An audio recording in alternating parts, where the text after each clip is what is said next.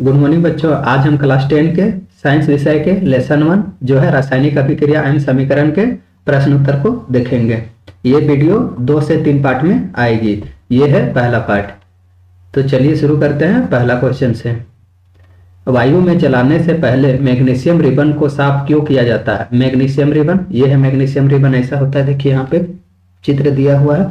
Magnesium ribbon, magnesium एक ऐसा धातु है जो वातावरण में, खुले वातावरण में ऑक्सीजन के साथ अभिक्रिया करके क्या मैग्नीशियम ऑक्साइड का निर्माण करता है। मैग्नीशियम ऑक्साइड का निर्माण करता है जो मैग्नीशियम के ऊपर एक परत बना लेता है। उसी चलते मैग्नीशियम को जलाने से पहले हम लोग उसे रेगमल से रगड़ के साफ करते हैं ताकि वो आसानी से जल सके। इस क्वेश्चन में यही पूछा गया है। तो देखिए लिखा हुआ, क्या लिखा हुआ है आंसर में। मैग्नीशियम धातु सामान्य ताप पर नम वायु की उपस्थिति में, वही चीज है नॉर्मल टेम्परेचर पर, में मैग्नीशियम ऑक्साइड का निर्माण करता है या बनाता है जो मैग्नीशियम रिबन की ऊपरी सतह पर जमा रहता है। इसलिए इसे वायु में जलाने से पहले रेगमल, जिसे सरस पत्ता कहते हैं, से रगड़कर साफ किया जाता है ताकि ऑक्सीजन से आसानी से अभिक्रिया हो सके। तो क्या होता है, मैग्नीशियम ऑक्सीजन से अभिक्रिया करके मैग्नीशियम ऑक्साइड बनाता है। क्योंकि जलने के लिए भी ऑक्सीजन की आवश्यकता होती है, बिना ऑक्सीजन के कोई भी चीज जल नहीं सकता। तो वही होता है, मैग्नीशियम ऑक्सीजन के साथ अभिक्रिया करके मैग्नीशियम ऑक्साइड बनाता है। चलिए देखते हैं नेक्स्ट क्वेश्चन। निम्नलिखित रासायनिक अभिक्रिया के लिए संतुलित समीकरण लिखना है। पहला पॉइंट है, हाइड्रोजन को जब क्लोरीन के साथ अभिक्रिया कराया जाता है तो हाइड्रोजन क्लोराइड बनता है। तो यहां देखते हैं पहला कैसे। हाइड्रोजन हम सब जानते हैं कि हाइड्रोजन हो गया, क्लोरीन हो गया, ऑक्सीजन हो गया। हाइड्रोजन, क्लोरीन, ऑक्सीजन, नाइट्रोजन, ये सब सभी द्विपरमाणुक है। मतलब सिंगल हाइड्रोजन कभी भी अकेले सर्वाइव नहीं कर सकता, इसलिए वो अपने दूसरे हाइड्रोजन के साथ मिलकर एक एक इलेक्ट्रॉन साझा करके अपने आप को अस्थाई प्रदान करता है। इसीलिए सभी के आगे देखिए हाइड्रोजन H2 लिखा हुआ है, क्लोरीन भी Cl2, नाइट्रोजन N2 और ऑक्सीजन को भी O2 से दर्शाया जाता है। तो इसी में देखिए, चलिए देखते हैं पहला का, हाइड्रोजन प्लस क्लोरीन आपस में अभिक्रिया करके HCl हाइड्रोक्लोरिक अम्ल का निर्माण करता है। दूसरा क्या पूछा है, अब इसको सर यहाँ पे देखिए, यहाँ पे संतुलित भी करना है, ठीक है। तो संतुलित कैसे करेंगे, जैसे इसको एक को मैं यहाँ पे करके दिखा देता हूँ, उसके बाद आप समझ जाइए कि जैसे हाइड्रोजन को क्या लिखेंगे H2 प्लस क्लोरीन को Cl2। जब दोनों को आपस में अभिक्रिया कराया जाता है तो क्या बनता है HCl। अब इसको संतुलित करें। संतुलित क्यों किया जाता है, क्योंकि द्रव्यमान का संरक्षण एक नियम है जिसमें कहा गया था कि कोई भी रासायनिक अभिक्रिया में द्रव्यमान ना तो उत्सर्जित होता है ना उसका ह्रास होता है, या फिर इसको ऐसे भी बोल सकते हैं, द्रव्यमान ना तो बनता है ना उसका हानि होता है। जैसे अगर मान लीजिए हम लोग 5 प्लस 3 को जोड़ते हैं तो ये 8 ही होगा। ऐसा नहीं हो सकता कि यहाँ पे 7 हो, 6 हो, 5 हो, यही है, ये 8 होना ही चाहिए। अगर यहाँ पे 7 आ रहा है तो हम लोग को 8 करना होगा, ठीक है। तो इसीलिए हम लोग इसको संतुलित करते हैं। तो चलिए देखते हैं पहला को संतुलित करके। यहाँ देखते हैं संतुलित कैसे करना है। सो हाइड्रोजन 2 है, यहाँ देखते हैं हाइड्रोजन 1 है। तो हाइड्रोजन को 2 करने के लिए हम लोग इसके आगे, हाइड्रोजन के आगे 2 लगाएंगे।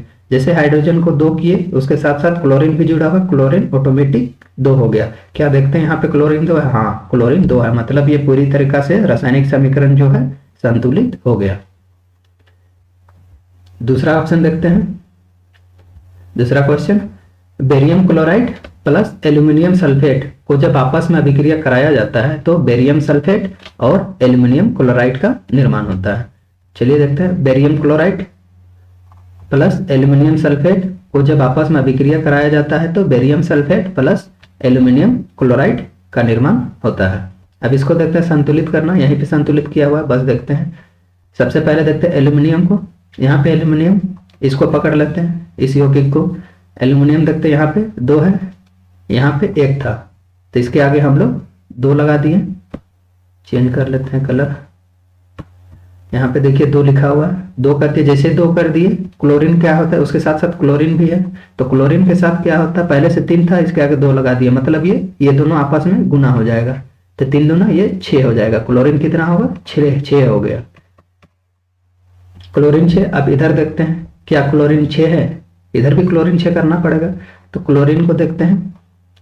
क्लोरीन यहाँ पे 2 था, इसको 6 करने के लिए इसके आगे हम लोग 3 लगा दिए, जैसे ही 3 लगाए तो ये 3 दूना 6 क्लोरीन हो गया, मतलब क्लोरीन भी संतुलित हो गया। अब देखते हैं क्लोरीन के साथ बेरियम भी 3 हो गया, तो बेरियम को 3 करने के लिए इधर देखते हैं, बेरियम यहाँ पे 1 था, इसके आगे 3 लगा दिए तो बेरियम भी 3 हो गया। अब बचा कौन, सल्फेट। सल्फेट देखिए यहाँ पे SO4 कितना है, 3 है, और इधर देख रहे हैं SO4 3 यहाँ भी है, जैसे ही बेरियम को हम लोग 3 किए SO4 खुद 3 हो गया। अब देखते हैं तीसरा क्वेश्चन क्या पूछ रहा है, सोडियम को जब जल के साथ अभिक्रिया कराया जाता है तो sodium hydroxide plus hydrogen gas का निर्माण होता है। कोई भी धातु को, एक चीज याद रखना यहाँ पे, तीसरा में ये चीज याद रखना भी, कोई भी धातु को जब हम जल के साथ अभिक्रिया कराते हैं तो क्या बनता है, धातु हाइड्रोक्साइड बनाता है, धातु हाइड्रोक्साइड बनाता है, तथा कौन सा गैस रिलीज करता है, हाइड्रोजन गैस,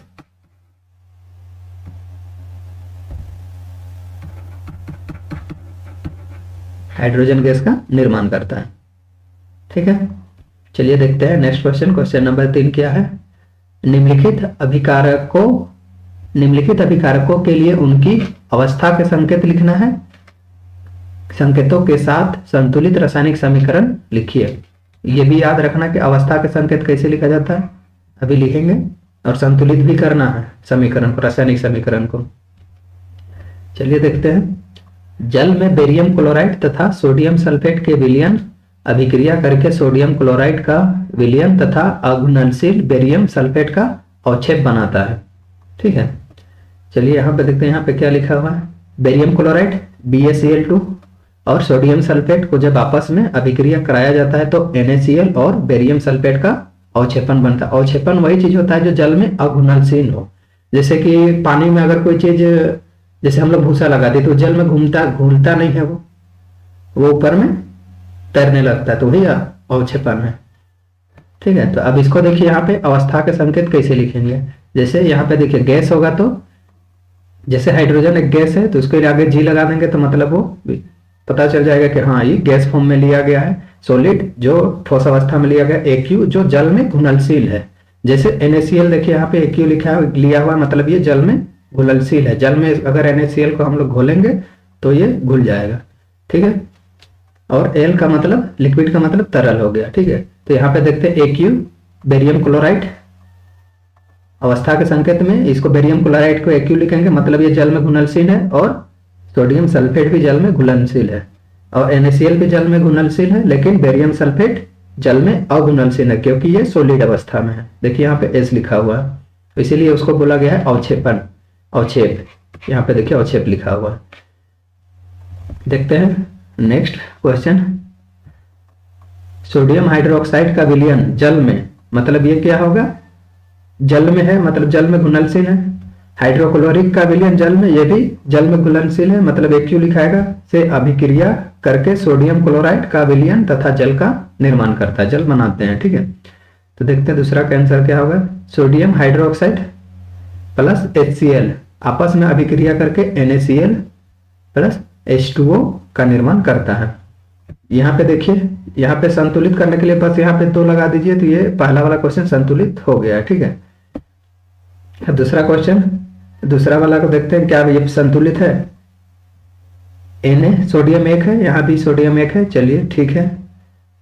इसके बाद ऑक्सीजन देखते हैं, यहाँ पे 1 है, ऑक्सीजन इधर, यहाँ पे भी 1 है, चलिए ऑक्सीजन भी संतुलित है।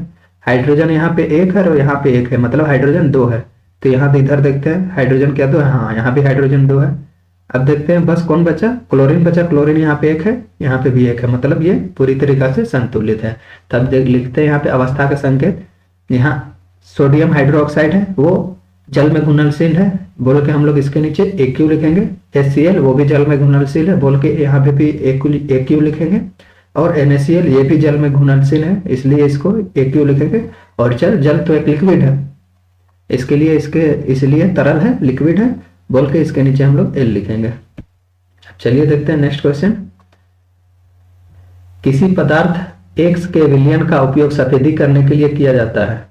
देखिए जब घर में हम लोग पहले चूना करते थे, अभी तो समोसन पुट्टी बहुत सारा कुछ आ गया है, तो पहले चूना करते थे उसमें के लिए कौन सा ऐसा पदार्थ को हम लोग सफेदी करने के लिए दीवार में पेंट करने के लिए उपयोग करते हैं, तो वही चीज पूछा गया है। और पहला क्या पूछा है, पदार्थ X का नाम बताना, उस पदार्थ को क्या कहेंगे उसका नाम बताना और उसका रासायनिक सूत्र भी लिखना है। तो चलिए पहला का आंसर देखते हैं। नाम हो जाएगा कैल्शियम ऑक्साइड, ठीक है, जिसे हम लोग बिना बुझा हुआ चूना भी कहते हैं। और क्या पूछा है, रासायनिक सूत्र भी पूछा है, तो उसका रासायनिक सूत्र है CaO, कैल्शियम ऑक्साइड।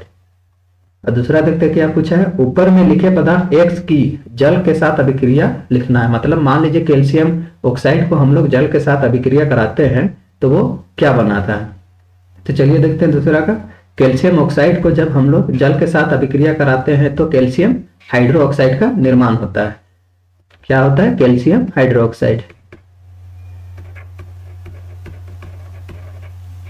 कैल्शियम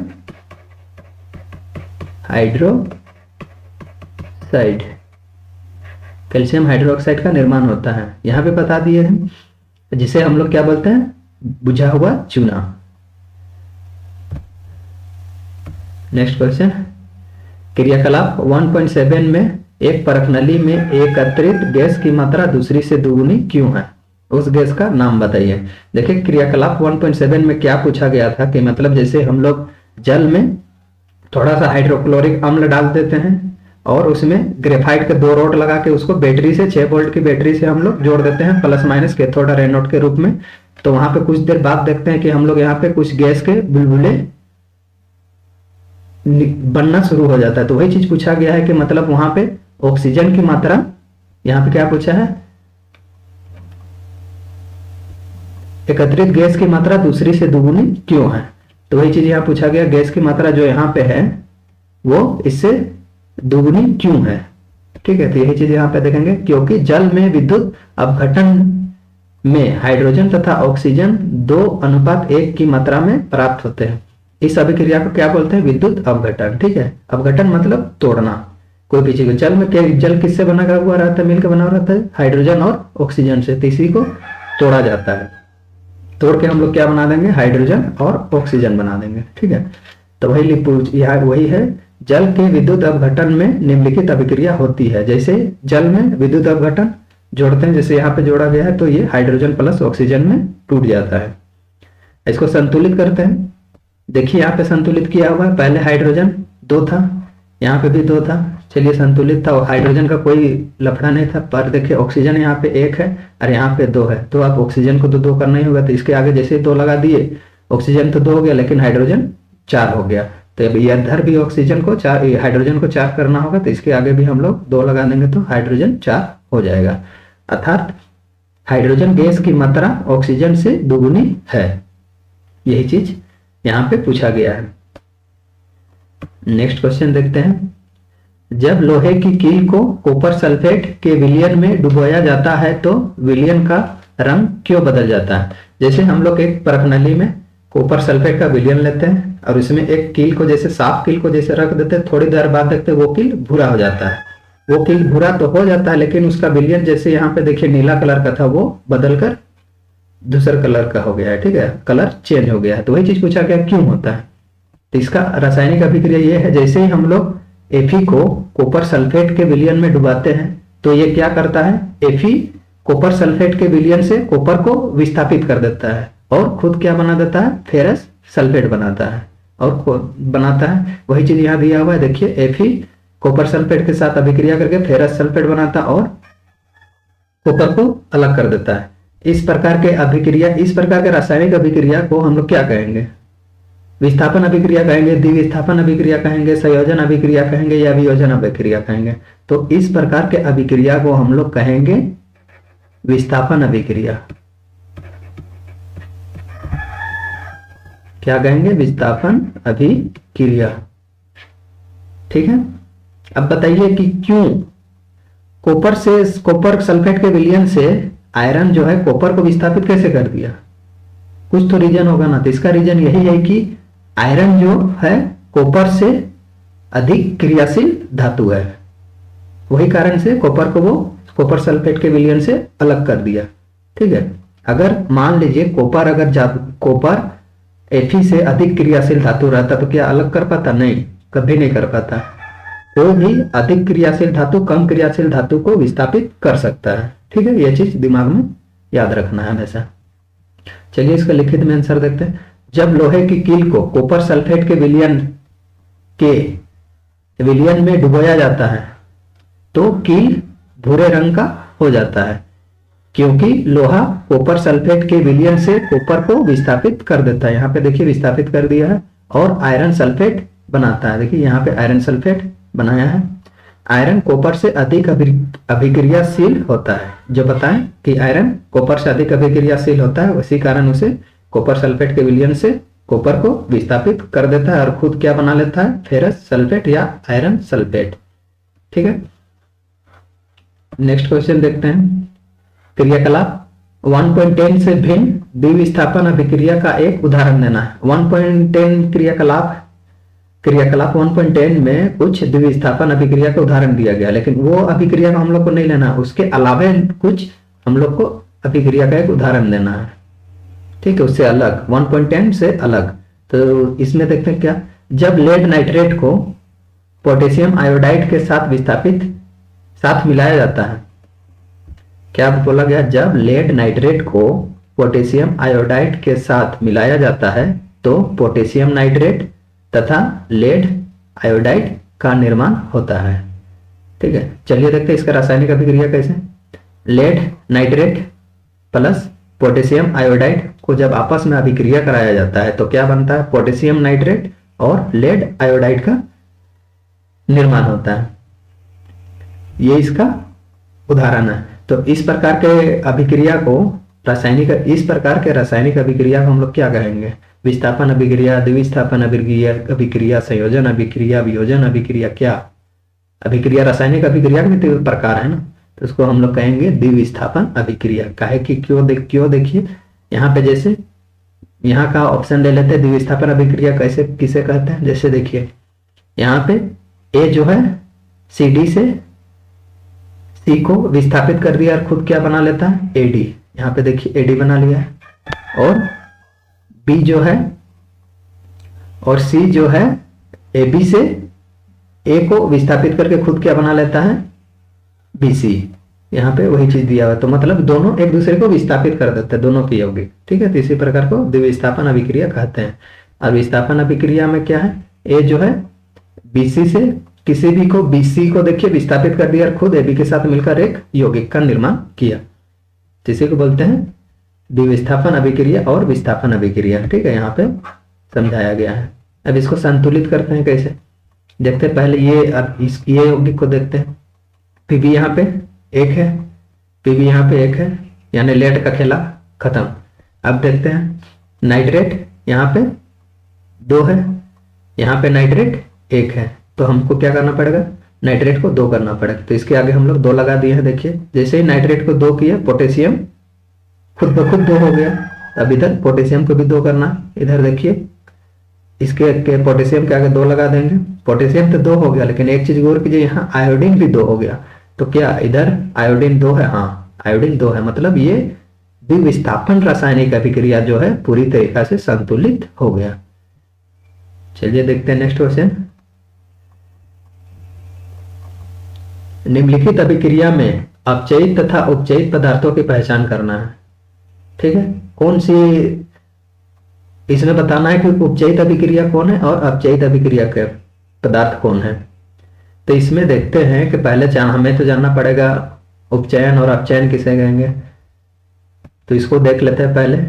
उपचयन मोटा, इसको ऐसे हम लोग समझ सकते हैं, किसी पदार्थ में ऑक्सीजन अगर जुड़ रहा है तो उसको बोलते हैं उपचयन, और किसी पदार्थ से ऑक्सीजन अलग हो रहा है तो उसे हम लोग कहेंगे अपचयन।